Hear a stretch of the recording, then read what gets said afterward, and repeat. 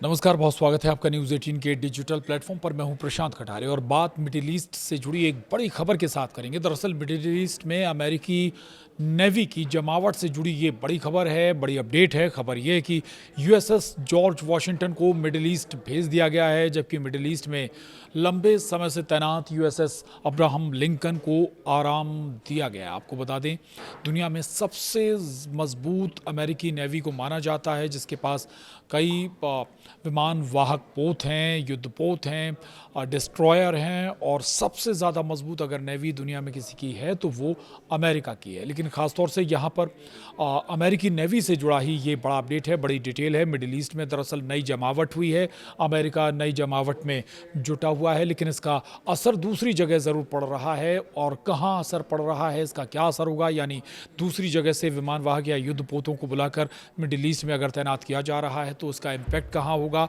और जो middle east में पहले से तैनात युद्धपोत है उसका क्या होगा, या फिर उसे रेस्ट दिया जा रहा है। ये सारी डिटेल आज के इस वीडियो में हम आपको बताने जा रहे हैं। तो अमेरिका ने लंबे समय से तैनात यूएसएस अब्राहम लिंकन को राहत देने के लिए यूएसएस जॉर्ज वॉशिंगटन को मिडिल ईस्ट भेज दिया है। इससे ईरान के खिलाफ अमेरिकी नौसैनिक दबाव मजबूत हुआ है, लेकिन पश्चिमी प्रशांत क्षेत्र में फिलहाल अमेरिकी एयरक्राफ्ट करियर की मौजूदगी नहीं रहेगी। ऐसे समय में ये कदम चीन और उत्तर कोरिया को खुली छूट देने वाला दिखता है या नज़र आता है। ये कह सकते हैं आप कि थोड़ी सी राहत चीन और उत्तर कोरिया ने इससे ज़रूर ली होगी, क्योंकि वहाँ से अगर एक विमान वाहक पोत अमेरिका का हट जाता है तो वहाँ पर निगरानी अमेरिका की कुछ कम हो जाएगी। लेकिन इस वक्त मकसद अमेरिका का मिडिल ईस्ट है, ईरान है, ख़ासतौर से स्टेट ऑफ हॉर्मुज़ है, और उसी मद्देनज़र इस वक्त जमावट अमेरिका कर रहा है। दरअसल लंबे मिशनों और रखरखाव में देरी ने अमेरिकी करियर फ्लीट पर दबाव कहीं ज़्यादा बढ़ा दिया है। अमेरिका ने मिडिल ईस्ट में लंबे समय से तैनात यूएसएस अब्राहम लिंकन को राहत देने के लिए यूएसएस जॉर्ज वॉशिंगटन को उतार दिया है, लेकिन एक मोर्चे पर अमेरिकी नौसेना को इसकी बड़ी कीमत भी चुकानी पड़ रही है। जी हाँ, और वो मोर्चा चीन और उत्तर कोरिया का है। जॉर्ज वॉशिंगटन को पश्चिमी प्रशांत क्षेत्र से निकालकर अरब सागर पहुंचाया गया है, जिसके बाद अब पश्चिमी प्रशांत क्षेत्र में अमेरिका का कोई एयरक्राफ्ट करियर मौजूद नहीं है। यानी ईरान पर दबाव बढ़ाने के लिए अमेरिका ने अपनी करियर ताकत को पश्चिम एशिया में झोंका है। तो दूसरी तरफ चीन और उत्तर कोरिया वाले इलाके में इसकी मौजूदगी अब कमज़ोर हुई है। निगरानी उतनी मजबूती से अमेरिका अब नहीं कर पाएगा, क्योंकि एक बड़ा युद्ध ये कहें कि विमान वाहक पोत एयर क्राफ्ट कैरियर जो यहाँ पर मौजूद था, अब उसे हटाकर मिडिल ईस्ट अमेरिका भेज रहा है। दरअसल यूएसएस जॉर्ज वॉशिंगटन ने शुक्रवार को अरब सागर में प्रवेश किया है।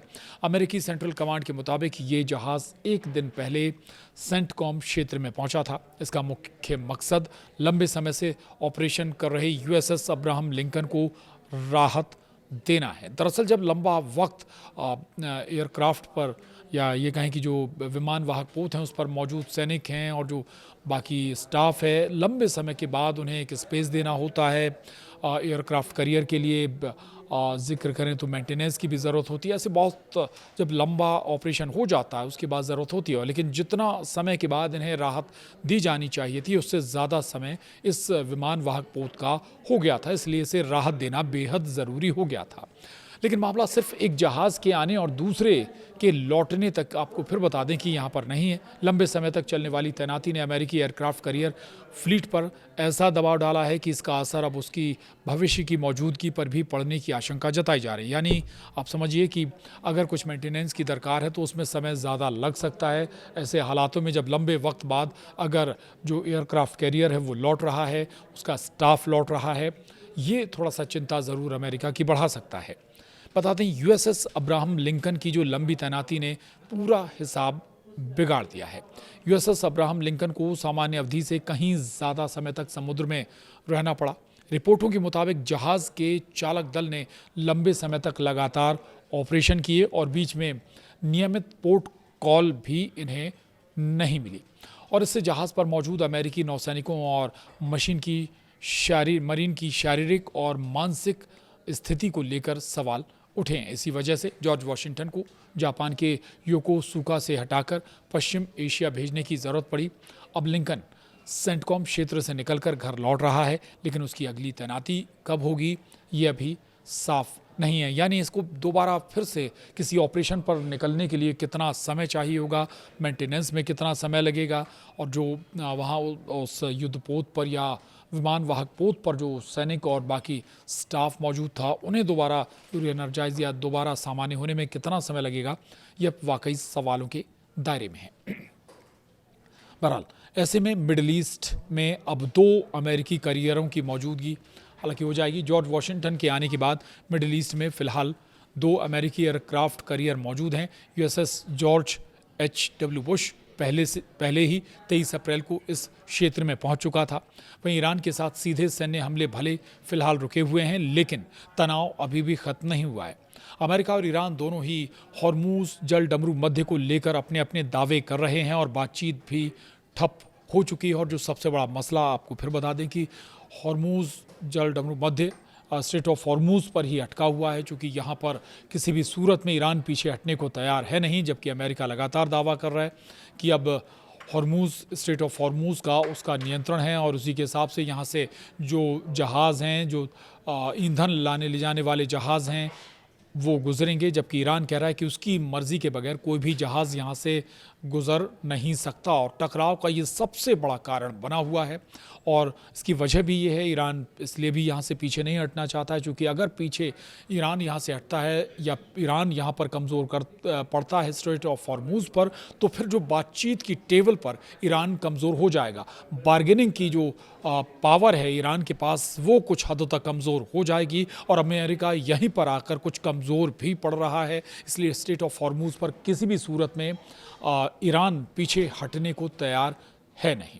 बहरहाल ईरानी बंदरगाहों की नाकेबंदी और तेल की आवाजाही को लेकर अमेरिकी गतिविधियों के बीच एयरक्राफ्ट करियर और उनके साथ चलने वाले युद्धपोतों की ज़रूरत बनी हुई है। यही जहाज़ हवाई हमलों, मिसाइल सुरक्षा और संभावित सैन्य अभियानों के लिए अहम ताकत भी देते हैं अमेरिका को। अब सवाल है कि फिर चीन के सामने क्या अमेरिका कमज़ोर हो जाएगा ऐसे में? ये भी हम समझ लेते हैं। दरअसल ईरान से लड़ने के लिए भले ही अमेरिका ने अपने दैत्याकार जहाज़ को भेज दिया है, लेकिन यहीं से अमेरिकी रणनीति की सबसे बड़ी परेशानी सामने आती है। जॉर्ज वॉशिंगटन जापान के योकोसुका में तैनात था। उसके मिडिल ईस्ट जाने के बाद पश्चिमी प्रशांत क्षेत्र में फ़िलहाल कोई अमेरिकी एयरक्राफ्ट करियर मौजूद अब नहीं है। ये अमेरिका के लिए संवेदनशील स्थिति बन जाएगी ऐसे में, क्योंकि इसी क्षेत्र में चीन की सैन्य ताकत लगातार बढ़ रही है।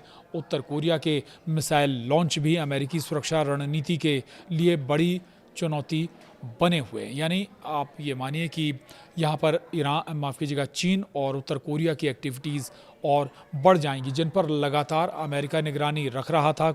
और इस बेहद बड़े विमान वाहक पोत के जरिए एक मनोवैज्ञानिक दबाव भी चीन और उत्तर कोरिया पर अमेरिका लगातार बनाए रहता था। और चूँकि एक विमान वाहक पोत पर तमाम सैनिक और फाइटर जेट्स तैनात रहते हैं, इसलिए एक प्रेशर भी होता है। लेकिन अब अगर चूँकि ये विमान वाहक पोत या एयरक्राफ्ट करियर यहाँ से हटा दिया है अमेरिका ने, तो फिर कुछ हद तक चीन और उत्तर कोरिया के हाथ भी यहाँ पर खुल जाएंगे। बहरहाल इसके अलावा प्रशांत क्षेत्र में रूस की सैन्य गतिविधियां भी अब चिंता का विषय हैं। यानी जिस इलाके को अमेरिकी राष्ट्रीय सुरक्षा तंत्र के कारण सबसे अहम मानता है, वहां से उसका सबसे बड़ा समुद्री ताकतवर प्लेटफॉर्म फिलहाल हट गया है। यानी मल्टीपल चिंताएं यहाँ पर अमेरिका की इस स्थिति में बढ़ने वाली हैं। भले ही उसने मिडिल ईस्ट में एक ही जगह 2 करियर क्राफ्ट तैनात कर दिए हैं, लेकिन प्रशांत क्षेत्र से ये बड़ा विशाल एयरक्राफ्ट करियर हटाना घाटे का सौदा भी अमेरिका के लिए हो सकता है। हालांकि बावजूद इस बदलाव के अमेरिका चिंतित नज़र नहीं आ रहा है। इसकी क्या वजह हैं, ये भी आपको समझाने की कोशिश करते हैं। दरअसल पश्चिमी प्रशांत क्षेत्र में करियर की कमी अमेरिका के लिए पूरी तरह नई बात नहीं है। 2024 में भी कई दशकों बाद पहली बार ऐसा दौर आया था जब एशिया में अमेरिकी एयरक्राफ्ट करियर मौजूद नहीं था। अब एक बार फिर मिडिल ईस्ट की ज़रूरत ने इसी तरह का खालीपन पैदा कर दिया है। हालांकि अमेरिका के पास प्रशांत क्षेत्र की ओर भेजे जा सकने वाले दूसरे करियर मौजूद हैं, लेकिन वे अलग अलग स्तर की तैयारी और प्रशिक्षणों में लगे हुए हैं। इसलिए इस जगह पर कोई दूसरा संभवतः हाल फिलहाल तो कोई बड़ा करियर एयरक्राफ्ट करियर नहीं भेजा जा रहा है, यानी फिलहाल चुनौतियां इस पूरे क्षेत्र में, इस पूरी बेल्ट में अमेरिका के लिए बनी रहेंगी। और इसलिए किसी आपात स्थिति में तुरंत पूरी ताकत से करियर स्ट्राइक ग्रुप भेजना अमेरिका के लिए अब आसान भी नहीं होने जा रहा है।